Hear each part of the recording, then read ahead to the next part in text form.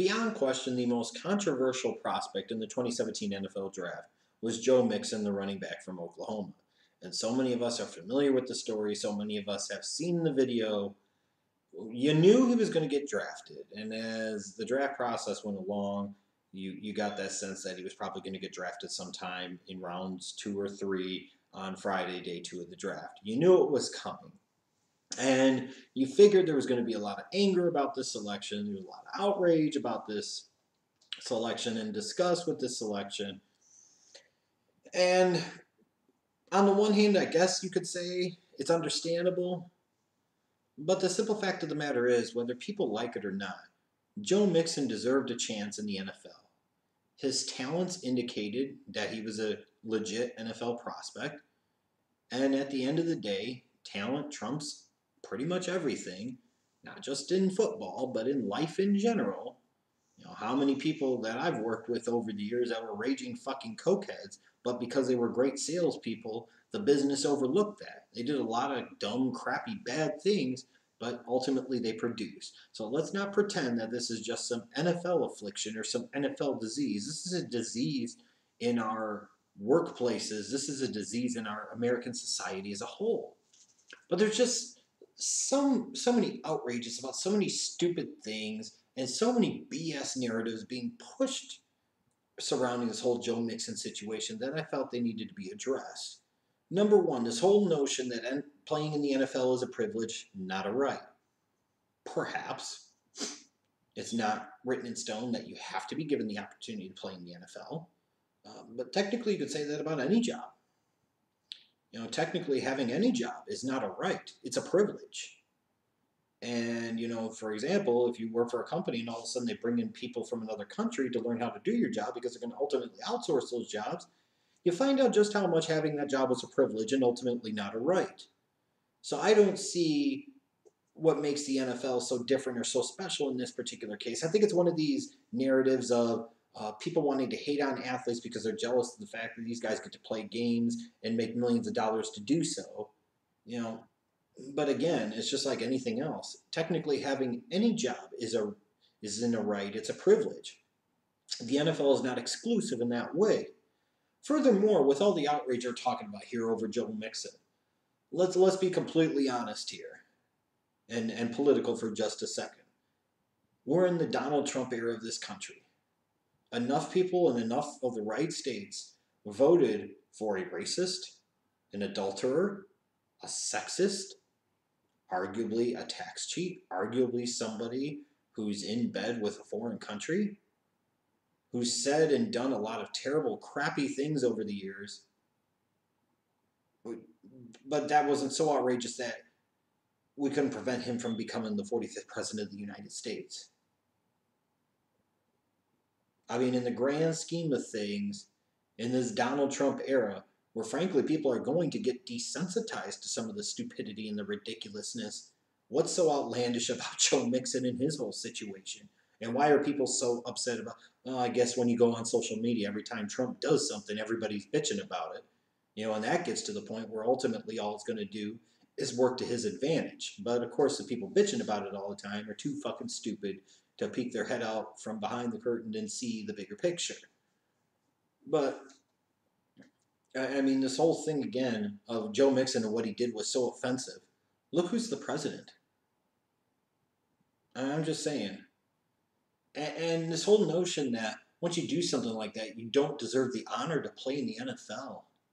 Why should somebody continue to be punished for their crime? Whether you agree with the decision or the verdict or the outcome, if they ultimately go through the justice system, and in this particular case, the justice system indicated that they were willing to accept a plea deal, and this person was going to get probation and community service, why should they continue to be punished for that crime after they've already served their sentence or paid their price, paid their debt to society for said crime, whether you agree with it or not? That's double jeopardy. Why should they continue to be punished for that crap?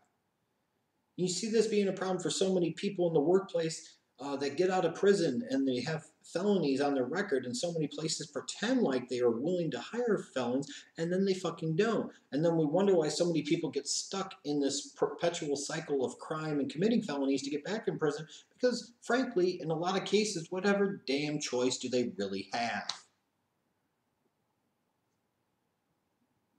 Why would we continue to punish people and punish them and punish them and punish them and think that that's going to do any good?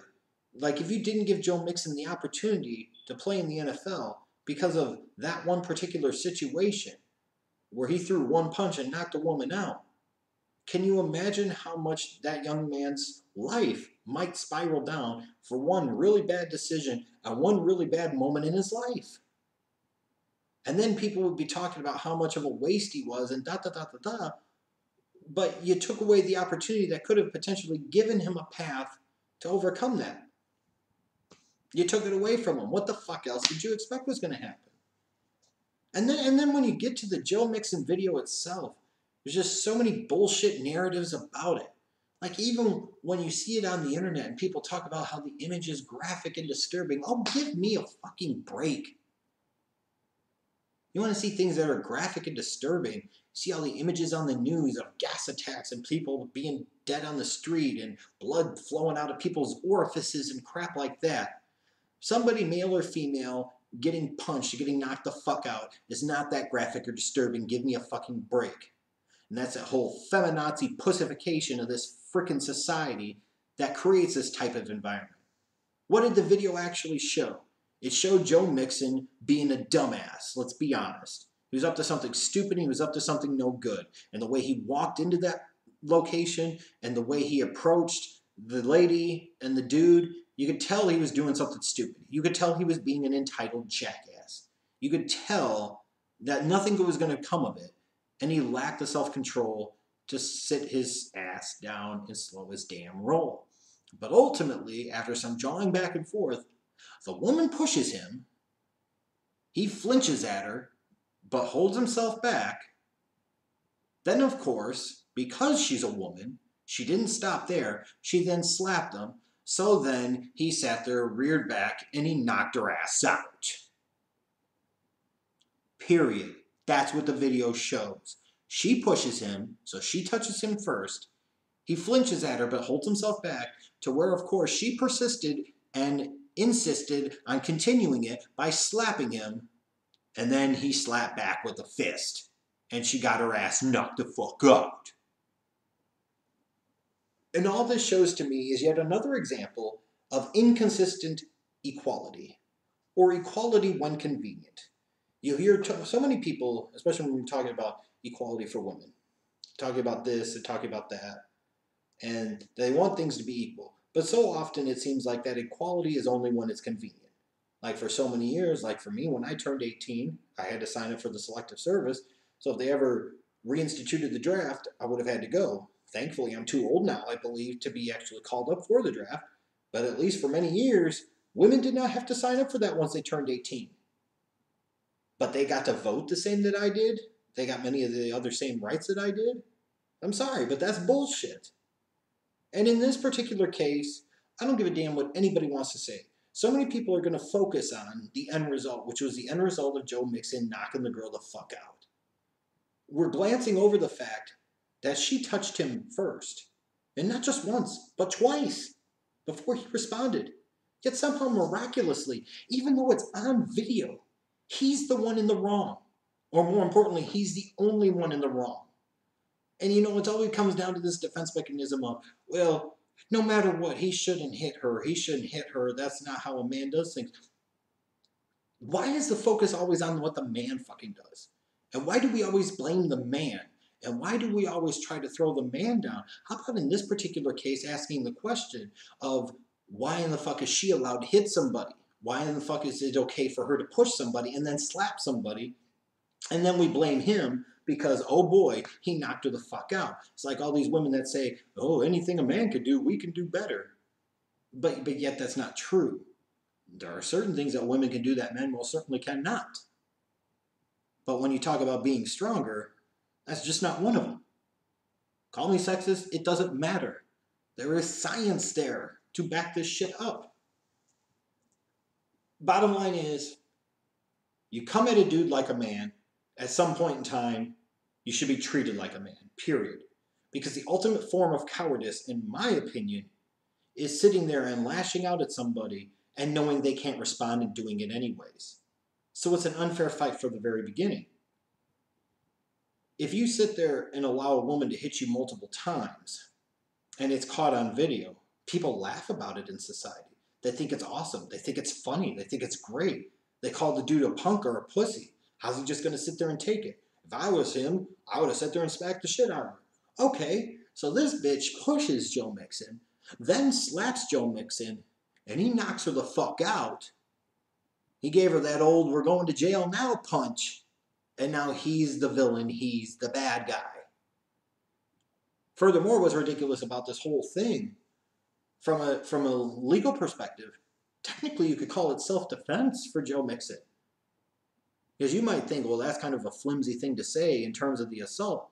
No, he was assaulted. There is much less, including spitting on somebody, that actually can get you an assault charge. She pushed him and slapped him. And knowing how crazy women can be, or people that are angry in general, male or female, can be, you never know what that person could be packing. You never know that person's intent. You never know. And at some point in time, there's a flight or fight reflex in humans, men, women, doesn't matter. And at some point in time, how are you going to sit there and let somebody just continue to steal off of you? At some point in time, you should have the right to respond back. And again, don't sit there and be a fucking coward and hit a dude repeatedly and not think that he shouldn't be able to respond. Whether it's right or wrong is a different subject perhaps, or a different story perhaps. But at the end of the day, it's always the focus on the guy's response. It's always the focus on what the guy does. And we never hold the women accountable for all this bullshit that they do. And in this particular case, she is clearly shown on film pushing him and then slapping him. She faced no charges. Nobody talks about her and what she did. Furthermore, it's in no way, shape, or form going to impact her ability to make a living as a professional, as an adult. Does anybody else think that's fundamentally bullshit?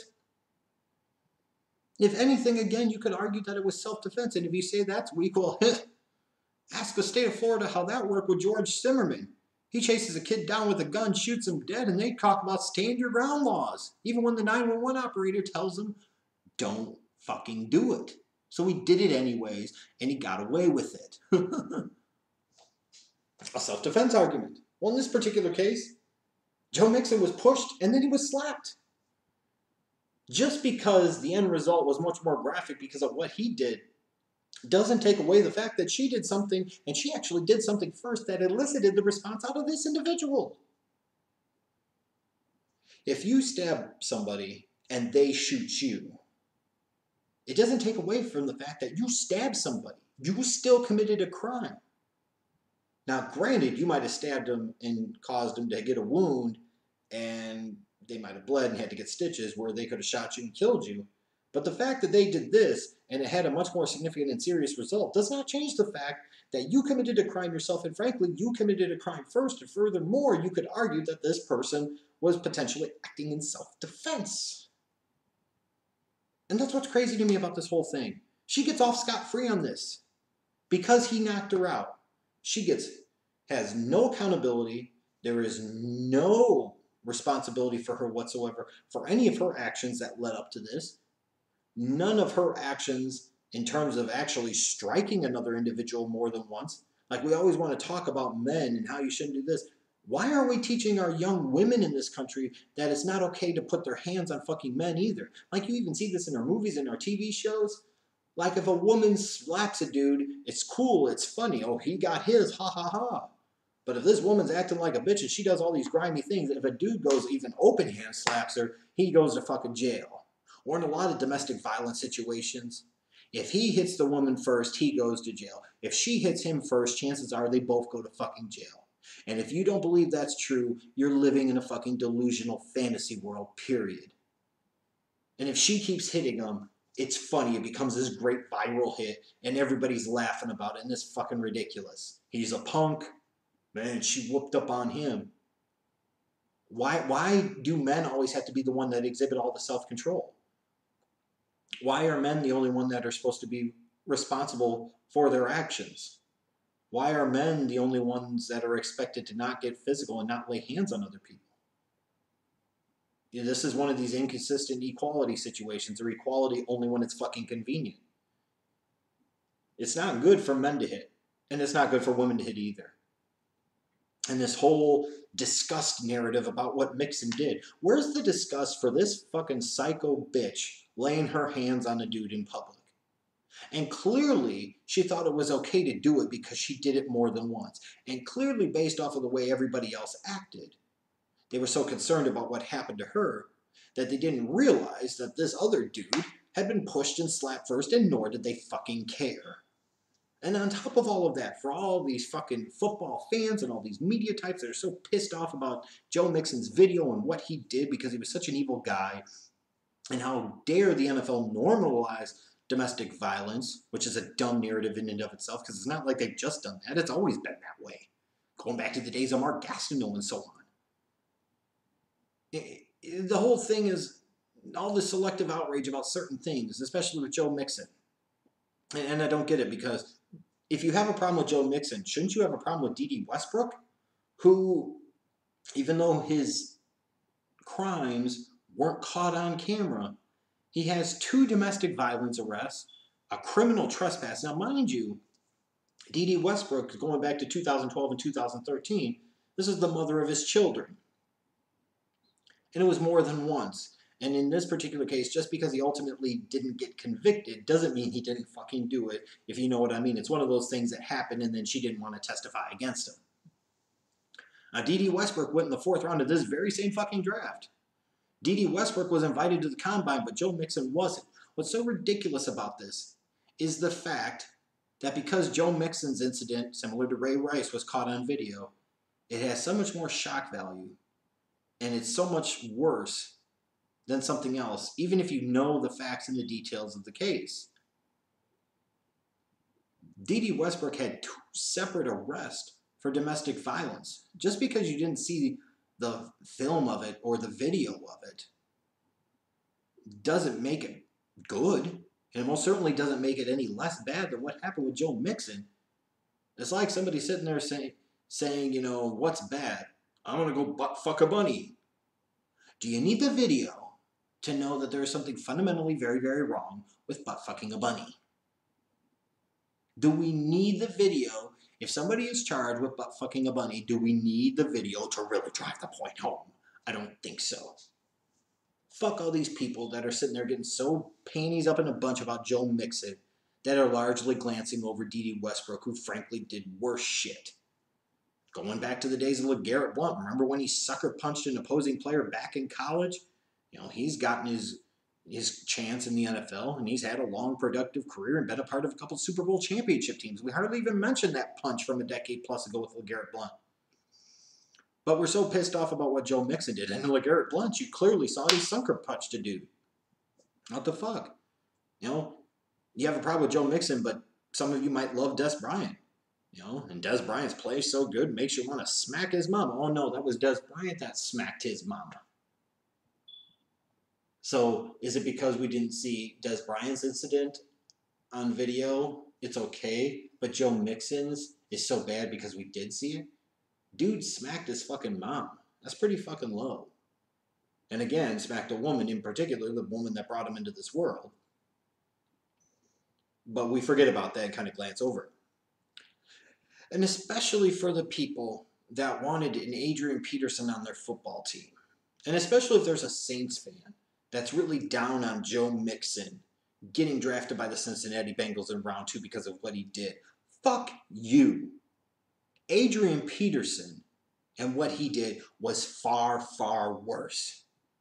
He took advantage of his position of power over his own 4-year-old son and whooped him repeatedly and abused him to the point that he left marks on several parts of his body, including making his nutsack bleed. A 4-year-old kid. If you think knocking out a woman after she's punched you and slapped you is worse than abusing a 4-year-old boy to the point where his nuts bleed, if you think hitting her is worse, you have fucking problems. And you have a real lack of prioritization of what is more egregious in terms of violation. And again, if you are a Saints fan, or if you were a Vikings fan that cheered on Adrian Peterson even after what had happened with the abuse charges, or you were a Patriots fan that really wanted Adrian Peterson, and you're okay with that, but you've got a problem with Joe Mixon, you are the epitome of a hypocrite, and go fuck yourself. If you're a Chiefs fan that's all giggly tits about Tyreek Hill, mind you, this is a Tyreek Hill who pled guilty to a domestic violence charge as part of a plea agreement for punching and choking his pregnant girlfriend. Do we need the video to tell us how bad this was? No. Does it make it any worse? No. Of course, in our society, the idiots that we are, we hold people like fucking Kim Kardashian and Psycho Kanye on higher pedestals. Perhaps it does. But Tyreek Hill punched and choked his pregnant girlfriend. What he did was every bit as bad as what Joe Mixon did, if not potentially worse. Just because we can't see it doesn't change that fact. You know, Greg Hardy, he was just having some fun with guns on a bed. Now, there was outrage there about that, but he's still got a chance to play for the Cowboys at least another year in the NFL. Look at Brandon Marshall. Who didn't he fucking beat up? He was a serial domestic abuser. And he still has a gig in the NFL. He has multiple networks want him to appear on their shows. The same networks that will have hosts go on their fucking high horses talking about how bad of a person Joe Mixon is and how ridiculous it was that they got drafted by somebody that high in the NFL draft, but yet they'll be yucking it up with Brandon Marshall in the fucking studio. We didn't need video to see what Brandon Marshall did, especially as many times he was charged with domestic abuse. Now, it appears he got his life together, but it doesn't change the fact that he was a habitual woman beater, period. If you get charged that many fucking times by that many fucking different women, you either really have to question the people that you surround yourself with, or you have to question what the hell this dude is doing. But if you cheer for Brandon Marshall, and you're okay with Brandon Marshall still being in the damn league, but you're not okay with Joe Mixon, there's something fundamentally wrong with you. Then you look at Big Ben Roethlisberger. I guess, well, you know what? Fuck it again. It comes down to the Donald Trump thing. It's not rape if you're rich. And Big Ben's been accused of it multiple times. You probably have Steelers fans that love Big Ben and worship him and can't wait to see him in the Hall of Fame and are desperate for him to come back and play in 2017, but yet they'll be pissed off about a Joe Mixon getting drafted and getting an opportunity in the NFL. In the grand scheme of things, what Big Ben was accused of was much, much worse than what Joe Mixon was caught on video doing, in response, again, to what the woman had done to him. But we kind of worship Big Ben now. We talk about how great of a quarterback he is. You know, Dante Stallworth killed somebody. He got drunk, got behind the wheel, and killed somebody. And he got another chance at the NFL. Did we need to see the video of Dante Stallworth killing somebody to know how bad it was? Would seeing the video of it fundamentally made it any worse? It would just made it more graphic, giving it more shock value, but it most certainly shouldn't have made it any worse because you know at the end of the day, the facts of the case, he killed somebody because he was drunk behind the wheel while he was driving. But he got another NFL chance. And then, of course, Ray Lewis, at the very best, he helped obstruct justice in a double murder case. And that's at the very, very best, and I'm giving him a lot of credit for saying that was all he was involved in. But, oh, praise the Lord, Ray Lewis found God, and now we worship the fucking dude like it's something great, to the point where you got Ray Lewis talking about the whole domestic violence thing, lecturing the NFL on some things you can cover up and some things you can't. Excuse the fuck out of me, you phony warrior of God. Go F yourself. And to all the people that have spent so many years kissing Ray Lewis's ass, and all the dumb shit he did over the years, and the really bad stuff he did over the years, but then you got a problem with Joe Mixon, maybe you should reevaluate the way you look at some things. And maybe you should realize just how hypocritical you are being. And that's my whole thing in this whole situation. It's just rife with so much hypocrisy. Joe Mixon was so bad, but so many of the other people, we just glance over it and we fry it up, forget about it, or we just don't care. But because his was on video similar to Ray Rice, it's so much worse. It's like when you heard the initial details about what Ray Rice did, it was bad. And he should have gotten a much longer suspension to begin with. But then all of a sudden the video comes out and he's indefinitely suspended, and frankly Ray Rice got screwed in the whole situation. because the NFL mishandled it. Because they were trying to sweep it under the rug and not treat it like the big deal that it was because there was no video. And that's just dumb. And this whole thing about being pissed about Joe Mixon and talking about normalizing domestic abuse. Ding dong, dumb dicks. The NFL has been normalizing domestic abuse for generations. This is not a new frickin' phenomenon. How stupid can you be? This is about as stupid as trying to get me to feel sorry for all of these dudes that played in the NFL and now they get in their 50s, 60s, 70s and they have problems with dementia and Alzheimer's and different types of conditions. You know, my grandmother used to tell me for years, don't play football, it is dangerous. If my grandma fucking knew, how the fuck did they not know? Don't expect me to feel sorry. Life is about choices. And sometimes you make choices. And Joe Mixon made a really poor choice that night and has made some other poor choices too, frankly. But that's what life is about choices. So don't expect me to feel sorry about people that chose to play in the NFL and then don't want to deal with the consequences later on because, oh, they misled us. If you didn't freaking know what the playing the NFL game for years could do to your body, then frankly, you were already borderline retarded anyways. But in terms of Joe Mixon, looking past how stupid it is that he gets blamed for everything, and the woman in this situation absolutely has no responsibility for any of her actions, which is so indicative of our society. But if she would have repeatedly whooped on him and he wouldn't have responded, you probably have scouts questioning his manhood and talking about this or knocking him for that. Talking about, well, he's nobody we'd want in our locker room, and that's the type of shit you would hear. I think Joe Mixon is a super talented knucklehead. He's a knucklehead. Because it seems like trouble always seems to find them. And I'm sorry, we can use youth as an excuse to a certain point, but sometimes, goddamn, you're just a moron. And even though I don't know him personally, when you put yourself in enough bad situations, you deserve to be called what you are, which is a moron. There's always something. If it's not walking into that establishment in 2014 and knocking out a white girl as a black athlete in Oklahoma, think about how bad that's going to look. And he fucking did it anyways. That indicates just how stupid he is. Then, this past year, knowing he already has the specter of that year-long suspension from the Oklahoma football team because of that incident, knowing that video is probably going to come out at some point, then he gets into a tiff with a lot attendant. And to me, even though it's a tiff with a lot attendant over a parking violation and he didn't strike her or anything like that, to me, that was even more egregious because you already had the history of this, knowing you had to be on your P's and Q's. And you get into it with a freaking parking lot attendant who happens again to be female, that to me indicates a deeper seated issue when it comes to how you view and treat women. The lack of respect you have for women, and the lack of respect, frankly, you have for yourself. You know, talking about he's getting evicted from his apartment is just, and granted, he's a young kid, 21, 22 years old, you know, and sometimes people, grow out of this shit, but sometimes they're just jackasses, and sometimes people are just bad people. And you start to wonder if Joe Mixon is just a bad person. Especially when you hear some of the reports talking about certain NFL media members, they were asking scouts to endorse Joe Mixon and nobody would. How many teams didn't have him on the draft board? Now, some of that, is because of this or that. But maybe there's something more to it. And I'm sorry, trouble seems to find this kid a lot. He could be a star, he's a very talented player. In terms of pure physical talent, he's a first-round running back. But he also could be Lawrence Phillips.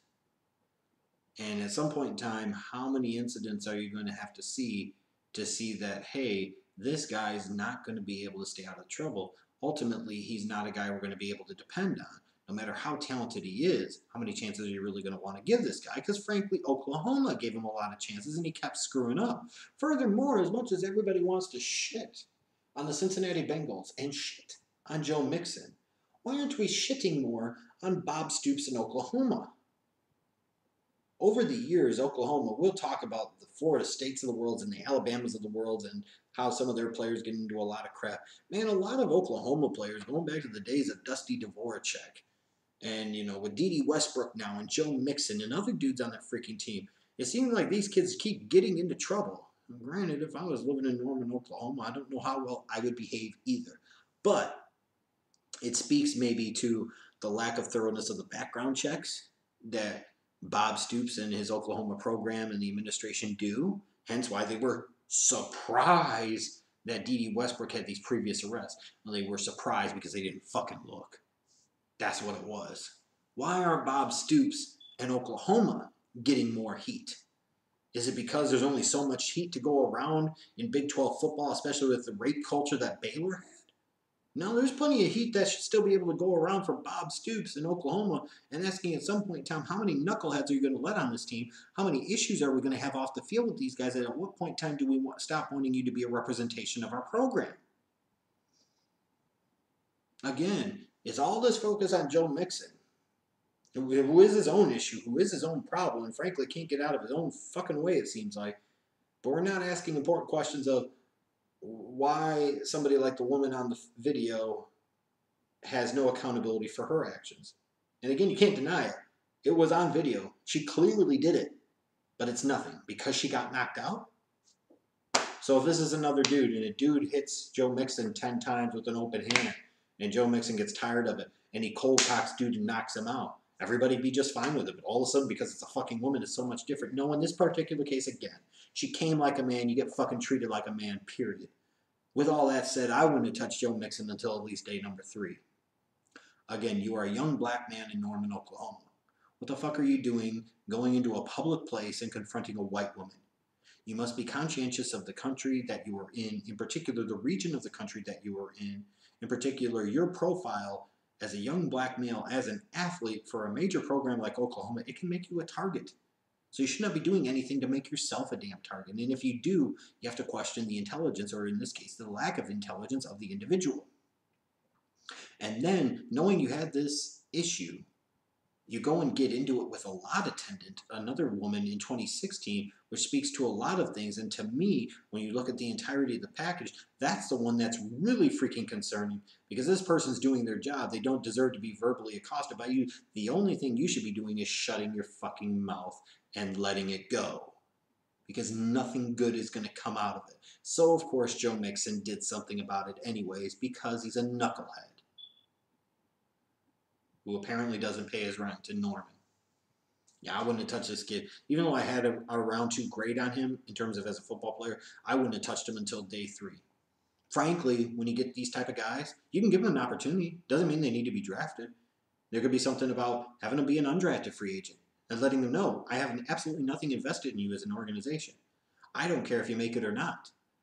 We didn't sink a draft pick into you. You're like so many other dudes. You're disposable. You know, you're replaceable. Maybe that would have been where we would have found out whether or not Joe Mixon was really truly serious about turning his life around, or if it's all just an act so he could get drafted, because frankly, I can't determine which it is at this point. I almost lean towards he's putting on a big show, and it almost seems like Joe Mixon is kind of a bad dude. And now you have the Cincinnati Bengals draft him in the 2nd round, kind of gives him an entitlement of, well, they're not going to cut me right away. They spent too high of a draft pick on him, and he's probably right. And at the end of the day, the Bengals made that decision, and that's what they wanted to do. I'm fine with that. It's their choice to make. I wouldn't have made that choice. For all these people that are sitting there and saying Joe Mixon doesn't deserve to play in the NFL, well, if you believe that, then Des Bryant shouldn't be able to play in the NFL. Joe Mixon's college teammate, Dede Westbrook, should not be able to play in the NFL. Like Eric Blunt certainly should not be able to play in the NFL. His incident was caught on film. Oh, but that was a guy, even though he sucker punched him. He shouldn't be able to play. Adrian Peterson will certainly shouldn't be able to play. Tyreek Hill, Brandon Marshall, Big Ben, Ray Lewis, all those years. But Joe Mixon's the only bad guy. I think it's ridiculous.